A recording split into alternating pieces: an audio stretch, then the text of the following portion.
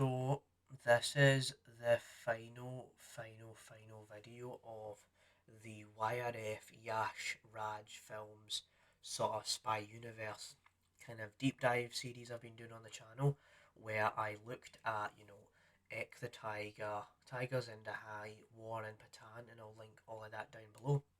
And just as a point of reference here, this video, it has nothing to do with the community tab post I released, because that will be another video which I'll be releasing later tonight, and I'm not going to spoil what happens in it because it's a really exciting project I've got coming up and stuff like that, so we won't be going into any of that. So just for a bit of context, right, I really do enjoy these movies, these spy Indian films where you have Salman Khan and it's like Indian James Bond, but then it becomes more than just that with War in Pathaan. And so in today's video, we're going to be talking about Tiger 3, the 2023 film, which has the return of Salman Khan. And obviously Zoya's in this movie. And so we'll get into the plot and everything, because I will be spoiling a few things throughout the film.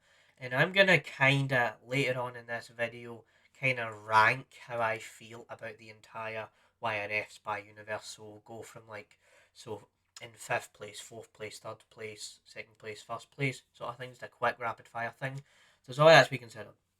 And so, what is Tiger 3 all about?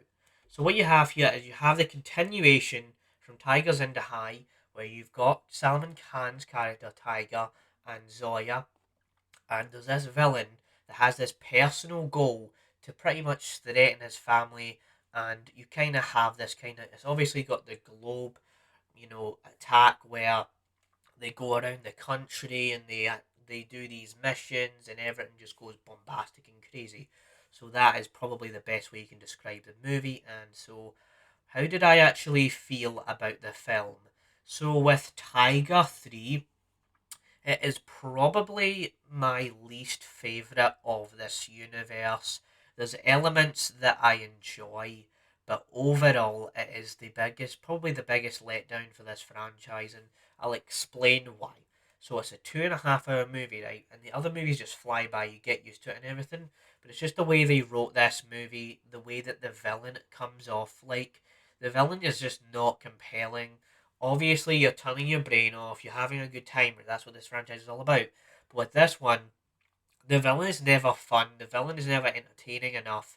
So you're just kind of like, he's just brewing up this plan that he's making, and you're just kind of having to force your way through this movie. And it feels like the movie goes on for about 5 hours, and honestly, the plot is just a mess. Like, let's just explain this. That, Salman Khan, Tiger, and Zoya, they have the relationship. They establish that they love each other. And that part where they're all in a nice mood and everything, like when it starts off with that, it's great. But then they just use the son, like their son, right?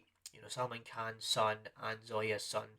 They use him as a plot device, and he's just kind of there where he has to get this injection, and then it's like, oh no, he's not got the injection, oh no, we have to do it again, oh no, we have to do it again. And then the villain is trying to be creepy and suspicious and annoying about this stuff, and you're just like, and the actor just doesn't come off very compelling. So that's my biggest complaint. And what the villain does to the other characters and how it relates to the other movies, it doesn't really work on a story level. And the reason for that is, one of the characters from Tigers in the High, right, he grows up, and you don't really know about why he grew up. And there's all this stuff where they kind of have these other characters in these other situations all in this same film, and you're like, what's going on here? Why are they doing so much of this? And there is a point where there's really good action, especially, spoiler alert, when they show off you have Salman Khan and you have Pathaan in the movie, and there's good action scenes, and Zoya gets really good action choreography, just like she had in the other two movies, where she was absolutely kicking ass and doing what she could do in this universe. But I swear to God, there is a few points where the movie doesn't know how to tell its own story, because especially Salman Khan's character, right? He feels like an absolute piece of crap to this villain, and you try to feel, you're not trying to feel good for this villain. We want him to die and suffer and everything. But what they do to Salman Khan's character is they try and torture him and it just doesn't really work on a story level, and you're just like, oh god, why are they torturing him like this? It doesn't really add much to the story, if you know what I mean. And another thing about this movie that just really was a big red flag that I was waving to myself watching the film was that there is like really not a lot of dance numbers, and for this franchise, there's not a lot of dance numbers. But when there was a couple of them, right, you could actually feel like you were getting engaged and interested by it.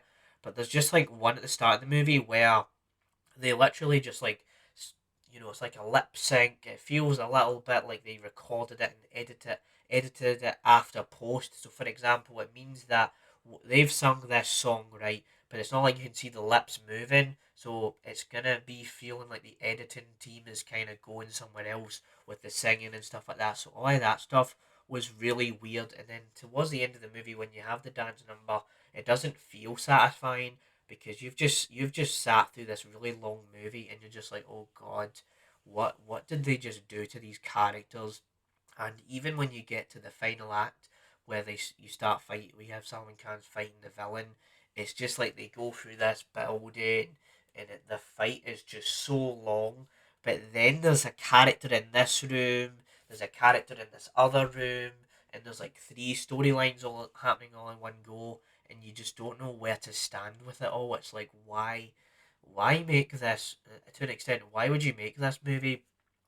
Of course, the franchise has been successful, but honestly, out of 10, I have to say this is probably a 5 out of 10, something like that. Like, it just has really bad pacing. There's a few action scenes. There is a really cool action scene where Zoya has like this towel and she fights this woman that's connected to this whole thing and all of that. Like, that was cool, but there's just not enough of an interesting enough story. And the whole thing about the globe trotting and all of that, like, let me explain that. You know, in other movies in this franchise where they go to these 12 countries, it gets interesting. Well, I'm pretty sure they literally just go to like St. Petersburg and they go to Istanbul, but there's not enough of high stakes and action to keep you satisfied, in my personal opinion. There's not enough of that. Like the first part of the movie where you did see Gopi, that character from the first movie, like that was cool how Salman Khan goes and saves him, but there was just not enough of what you want from this franchise. It just dumbs down everything that you're expecting, and the villain just wasn't for me. So honestly, there's a lot of things I could say about this movie and how horrible it was, but compared to other, sequels and franchises, it's not like the worst thing ever. Like, I'm pretty sure that this Tiger 3 film came out the same month as the Marvel back in 2023, so I definitely believe that, Tiger 3 is better than that. But it's just, yeah, in terms of the YRF franchise, it's definitely the weakest in the writing department, weakest in the song department.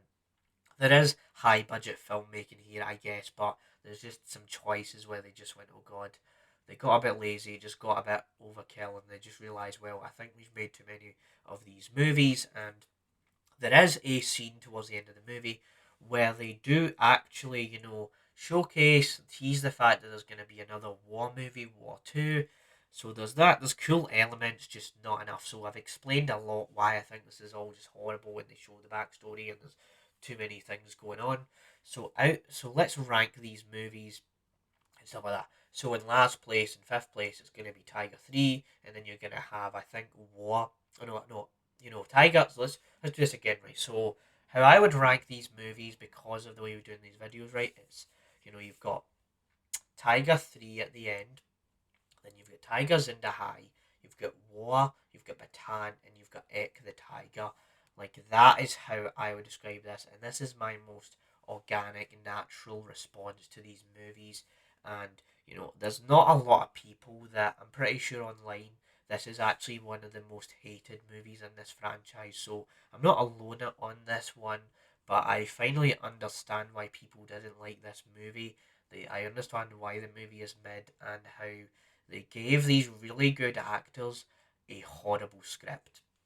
And so, yeah, that's my review of this movie. This is the end of this franchise marathon sort of thing. And so, stay tuned for my video that's coming out tonight about something a little bit interesting and kind of a different type of review for you. So, yeah, bye, bye, bye.